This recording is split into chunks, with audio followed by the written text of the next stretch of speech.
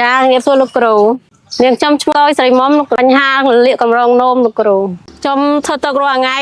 កម្រងនោមខ្ញុំនោមមកញឹកលោកគ្រូមួយថ្ងៃមកយប់ចឹងខ្ញុំនោមប្រហែលជា10ដងហើយនោមមកចឹង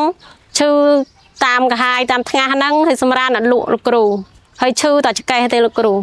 ធ្វើទុកពេលព្រលឹមឡើងចឹងនោមម្សាទៀតចឹងវារៀងពពុះលោកគ្រូកាហាយទៅនោមមកពពុះកាហាយលើថ្ងាសយើងហ្នឹងហើយវិលមុខកសោយយកគ្មានកម្លាំងលោកគ្រូតែពេទ្យទៅពិនិត្យដែរលោកគ្រូតែហូបថ្នាំគ្រប់អត់ត្រូវសោះលោកគ្រូ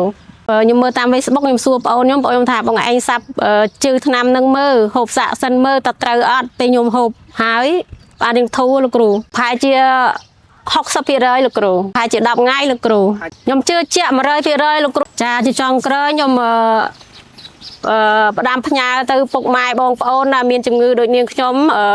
អាលាកកម្រងនោមញឹកនោមទាស់